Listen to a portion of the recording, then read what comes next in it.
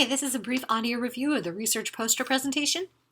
So the reason I make you do this is because posters are something that most academic conferences include, right? So it's a really valuable tool to have at the end of a research methods class so that if you want to present at a conference or, basically just get your research or information out there in any way, having a poster is very valuable, right?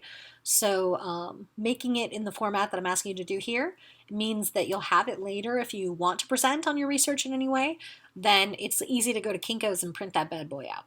Anywho, so let's see, guidelines. As you work on the poster, right, after you've done basically you can base this either on the research proposal information that you worked on or on the topic that you use for your survey paper.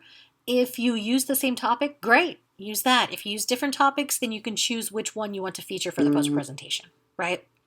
Okay, so I gave you some links here that kind of show you how to set this up, but it's basically just a Google slide.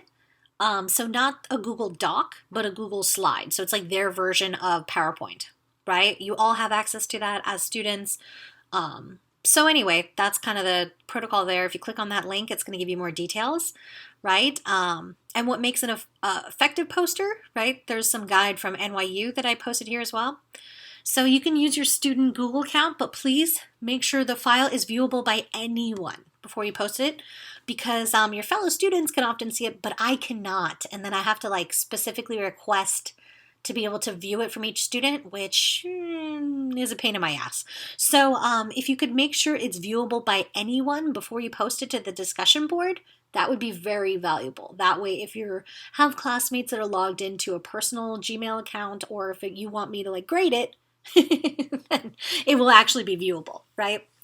Okay, so once you're finished with your poster, you post it to the discussion board link. Please title your post, right, with the title of your poster.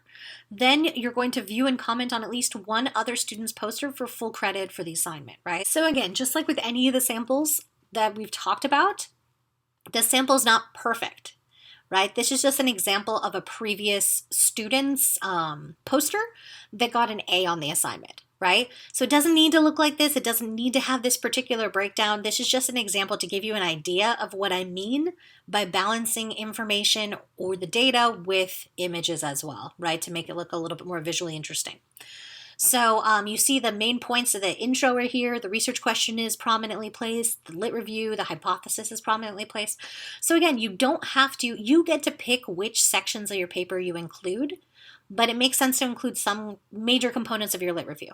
But of course, here you can see in this sample, there's 4 paragraphs. That obviously is not the totality of the lit review. It's just what's considered the most important to give a brief overall view. Because remember, the poster is supposed to just be a visual aid to help you, but in a poster presentation, in a conference, you're going to be standing next to the poster. So if people need more information, you can clarify that for them. So feel free to just kind of put scanned information or basic information that can then be filled in later, right? If you have any questions on this, let me know.